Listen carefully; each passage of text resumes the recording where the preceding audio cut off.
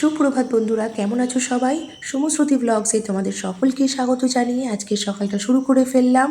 তো আমি চলে এসেছি গাছের ফুলগুলো তুলতে। তো আজকে এসে দেখলাম বেশি একটা ফুল ফোটেনি, তাও ভাবলাম যে কটাই ফুল ফুটেছে তুলেই নিই, ঠাকুরকে দেওয়া যাবে। আর এদিকে নীলকণ্ঠ গাছটাও দেখলাম বেশ বড় হয়ে গেছে। একটাই ফুল হয়েছিল, কিন্তু তারপর থেকে না আর ফুল হচ্ছে না। আর এদিকে দেখো আমি চা বসিয়ে গেছিলাম ফুলগুলো তুলতে, চাটাও প্রায় হয়ে এসছে। আর আজকে তো আমি একাই আছি, তাই শুধু নিজের জন্যই চাটা বানালাম। আর এদিকে দেখো এদের কাণ্ড কারখানা সারাদিন এইসব চলতে থাকে ঘরের ভিতরে। যাই হোক, বেশ ভালোই লাগে, মজায় মজায় দিনগুলো কেটেও যায়। মামা ছেড়ে দাও। দিদি কি করেছে? তোমার খেলনা ভিজিয়ে দিয়েছে?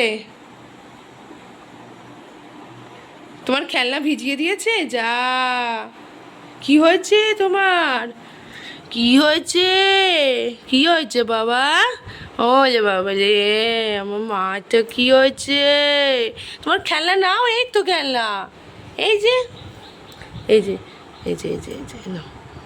দিদি নিয়ে নিচ্ছিল, দিদি নিয়ে নিচ্ছিল তোমার খেলনা, ওই যে আবার নিয়ে নিল দিদি।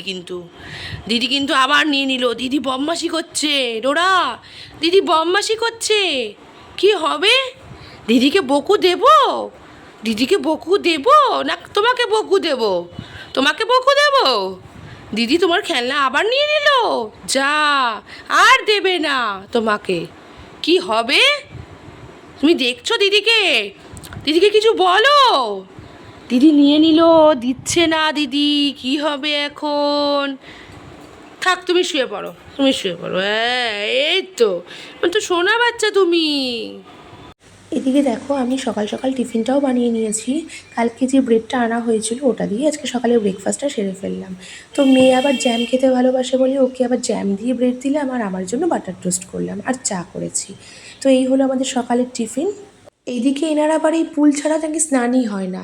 যদিও সামার ভ্যাকেশন চলছে, তাই একটু সময় নিয়ে পুলে বসে স্নান করতে পারে। স্কুল খুলে গেলে আবার এতটা টাইম পাওয়াও যায় না, তখন হুড়োহুড়ি আর দৌড়াদৌড়িতেই অর্ধেক সময় কেটে যায়। তো যাই হোক, বাচ্চারা একটু আনন্দও পায় এতে বসলে। আর এদিকে ইনি তো বসলেই আর আধা ঘন্টার আগে উঠতেও চায় না। আবার পুলে স্নান করার সময় এই বল হাঁস এগুলো ওর লাগবেই, তবে দেখতে বেশ ভালোই লাগে। এদিকে দেখো আমি আমটা কেটে রেখেছিলাম, যে পড়তে তো যাবে, তখন আমটা খেয়ে একেবারে চলে যাবে।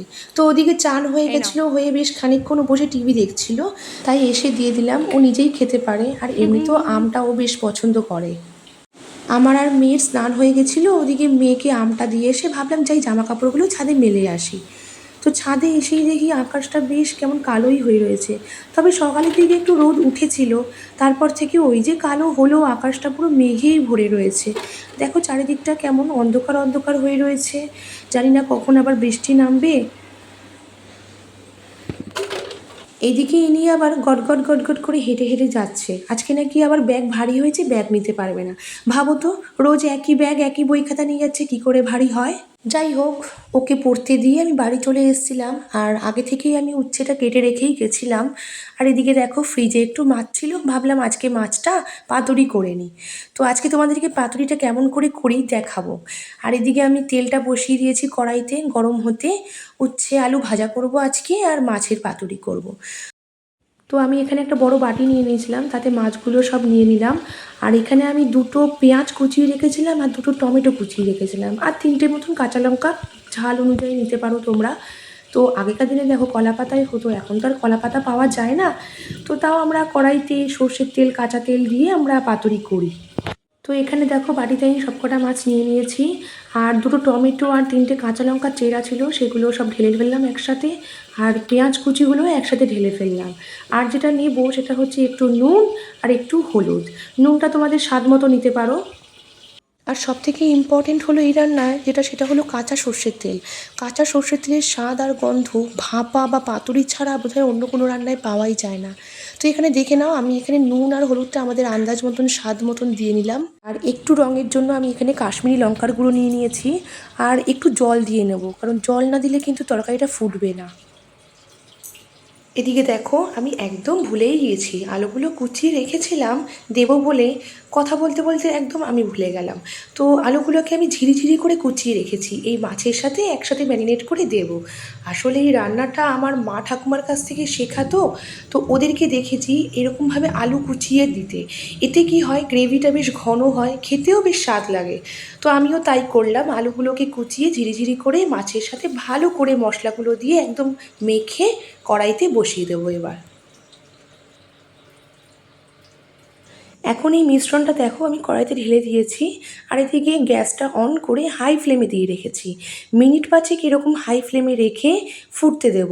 ফুটে উঠলে এইভাবে নেড়ে চেড়ে আমরা ঢাকনা দিয়ে 20 মিনিট মতন ঢেকে রাখবো, একদম লো ফ্লেমে। তো দেখো 20 মিনিট পর আমি ঢাকনাটা খুলে আমি ভালো করে দেখে নিলাম মাছগুলো সেদ্ধ হয়েছে কি না। তো মাছগুলো বেশ ভালোই সেদ্ধ হয়েছে, বেশি নাড়াচাড়া করলেই কিন্তু ভেঙে যাবে। তো আর এখন লো ফ্লেমে রাখা যাবে না, এখন হাই ফ্লেমে ভালো করে টকবক করে ফুটতে দিতে হবে। 5 মিনিট এভাবে ফুটে ওঠার পর আমরা গ্যাসটাকে বন্ধ করে ঢেকে রেখে দেবো। ব্যাস, আমাদের মাছ পাতুরি আজকের মতন রান্না কমপ্লিট। তো দেখো আমার তরকারি রেডি হয়ে গেছে, আমি বাটিতে ঢেলে ফেললাম। আর কত সুন্দর রং এসছে দেখো, আর এত সুন্দর স্বাদ হয় যে এক থালা ভাত এই তরকারি দিয়েই খাওয়া হয়ে যায়। যাই হোক, দুপুরের খাওয়া দাওয়ার পর্ব শেষ করে আমরা একটু শুয়েছিলাম দুপুরে। তারপর বিকেলে উঠে সন্ধে দিয়ে একটু মেয়েকে নিয়ে আবার পড়তে বসলাম। তো এই দেখো ও এখন লিখছে। 1 4 আরে 1 4 14 লেখা আছে। দেখো ওর বাবা চলে এসছে, আর আমাদের ডোরার কাণ্ড দেখো। খালি আদর, খালি আদর। তোকে কেউ বলবে না রে তুই রটউইলার? রটউইলার এত আদর খায়? হ্যাঁ, মুখ থেকে হাত সরিয়ে দাও, হাত সরিয়ে দাও, হাত সরিয়ে দাও।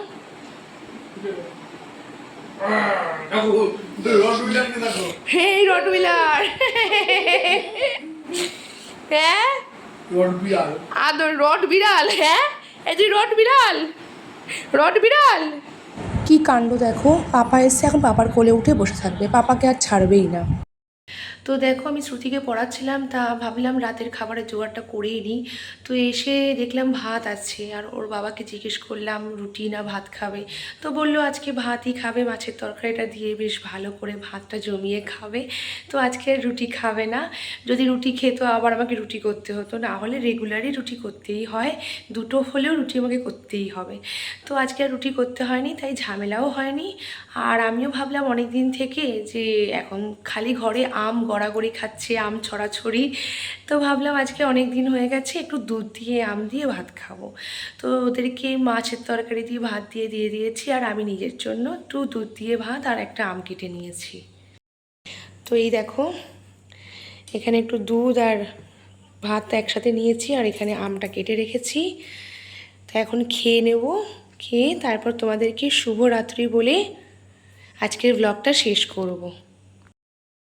তো রাতের খাবার সেরে ফেললাম, আর ওদের আগেই খাওয়া হয়ে গেছিলো, ওরা গিয়ে শুয়েও পড়েছে, আমি একটু দেরি করেই খেলাম। তো আমিও এখন গিয়ে শুয়ে পড়বো। তো তোমাদেরকে শুভরাত্রি, আজকের ভিডিওটা এখানেই শেষ করছি। তো কেমন হয়েছে ভিডিও, আজকের ব্লগ কেমন হলো তোমরা অবশ্যই জানাবে। তো সুস্থ থেকো, ভালো থেকো, আবার নতুন ভিডিও নিয়ে তোমাদের সঙ্গে খুব তাড়াতাড়ি চলে আসবো। শুভরাত্রি।